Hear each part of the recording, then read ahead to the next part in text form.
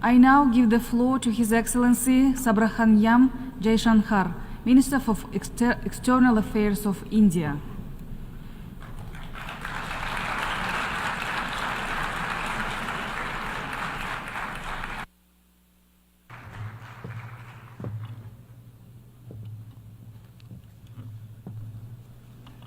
Madam President, Excellencies, distinguished members of the General Assembly, greetings and namaskar from 1.4 billion people of Bharat.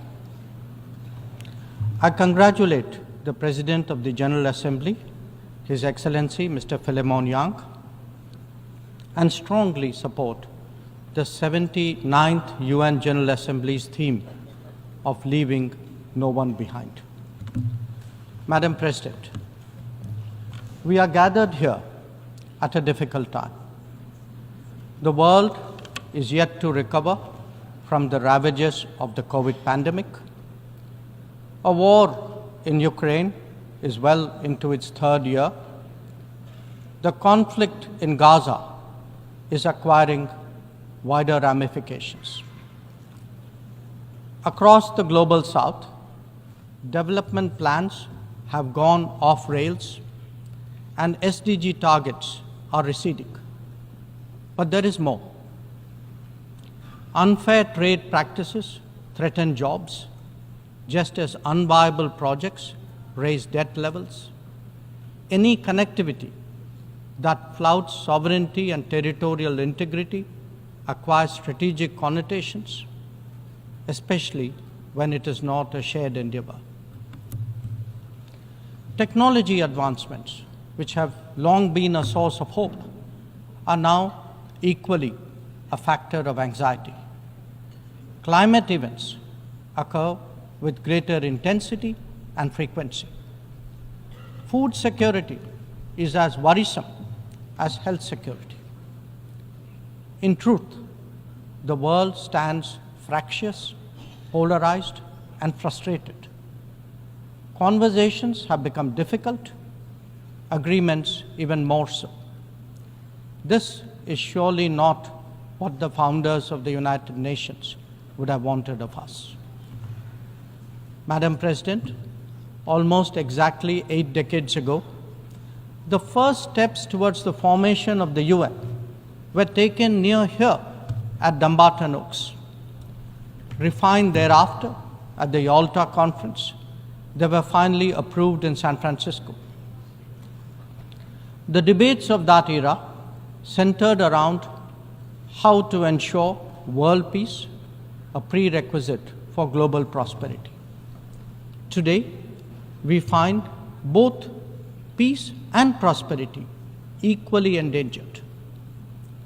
And that, Madam President, is because trust has eroded and processes have broken down.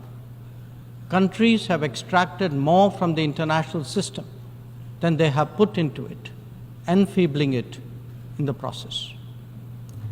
We see that vividly in every challenge and every crisis. Reforming multilateralism is therefore an imperative. The urgency of this call is highlighted by the theme of this session. Leaving no one behind means advancing peace, ensuring sustainable development, and strengthening human dignity. This cannot be delivered by a UN paralyzed when faced with division, conflict, terrorism, and violence. Nor can it be advanced if access to food, fuel, and fertilizer is jeopardized. When capturing markets lacks restraint, it damages the livelihood and social fabric of others. Evasion of climate action responsibilities by the developed undermine the growth prospect of the developing. Indeed, when resource crunch limits the very pursuit of SDG targets, it is not just economies, but human dignity itself that is imperiled. If the world is in such a state, this body must ask itself, how has this come to pass? The problems arise from a combination of structural shortcomings, political calculations, naked self-interest, and yes, disregard for those left behind. It is natural to feel overwhelmed by what we confront now. After all, there are so many dimensions, different moving parts, issues of the day, and the changing landscape. But every change must begin somewhere, and there is no better place than where it all started.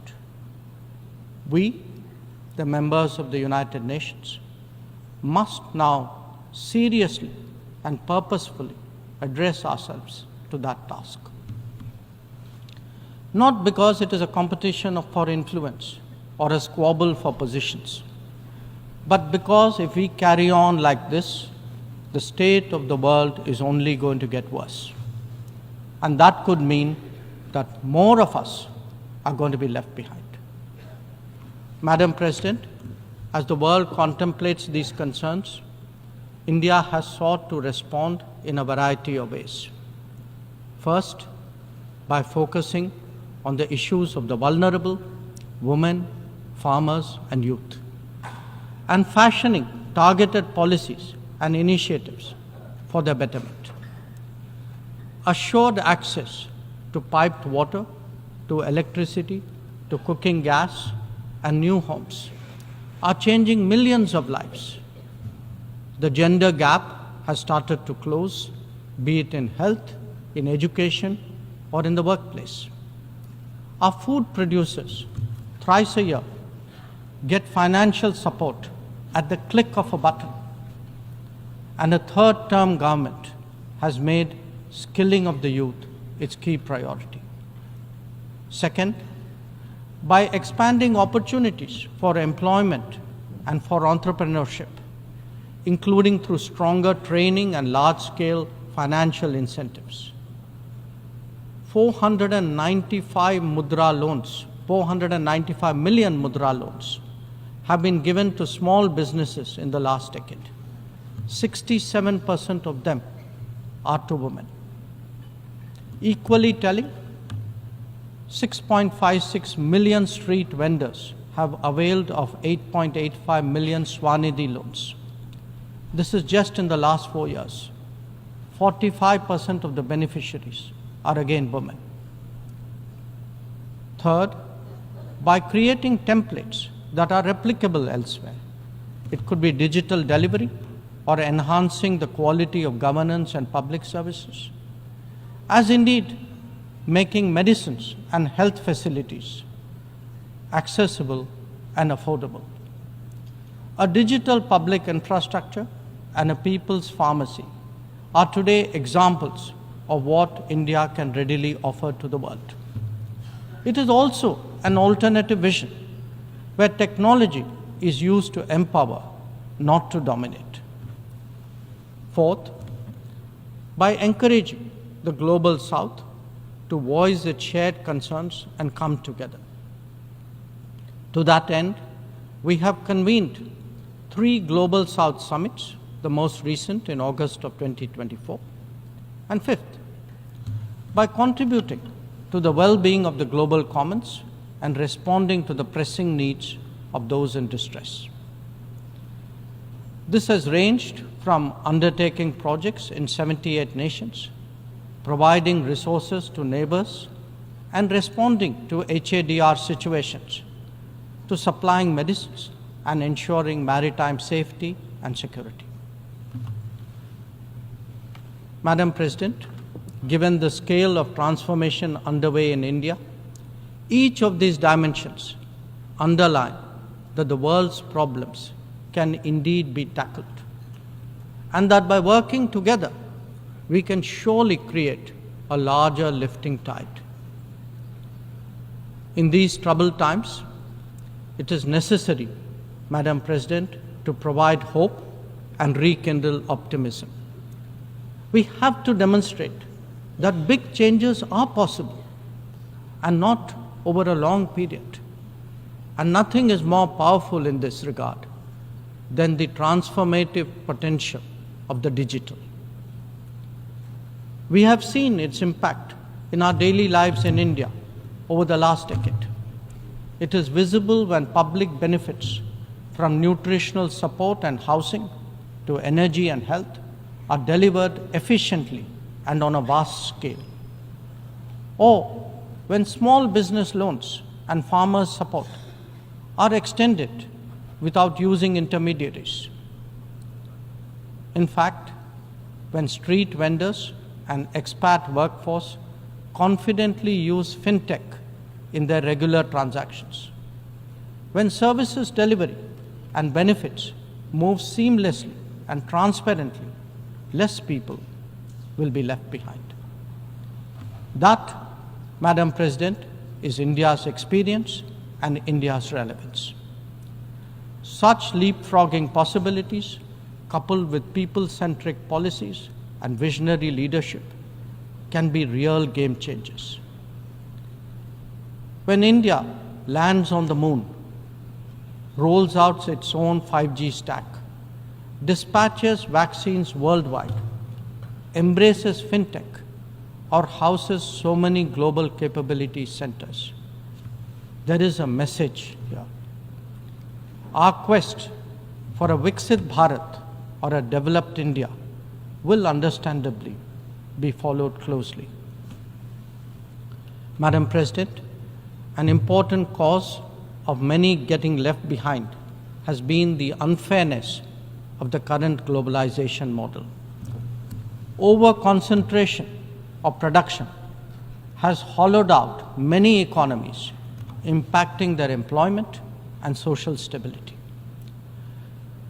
Democratizing global production, building resilient supply chains, ensuring trusted digital services, and espousing an open source culture, all these promote widespread prosperity.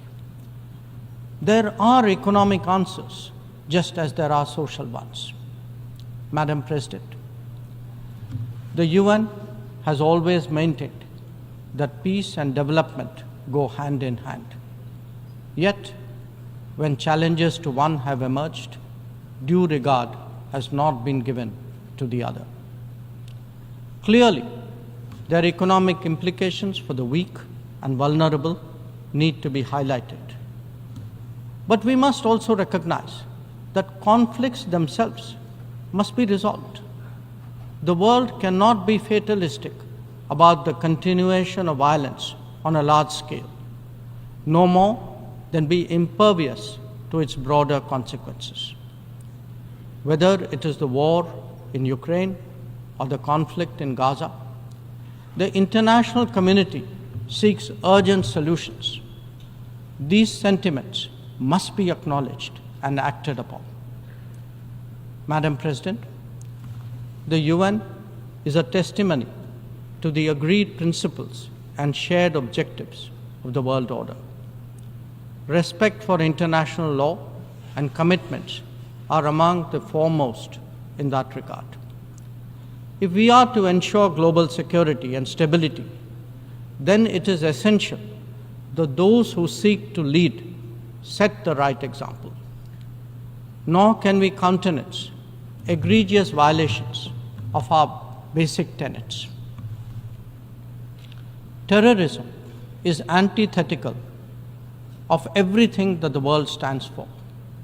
All its forms of and manifestations must be resolutely opposed.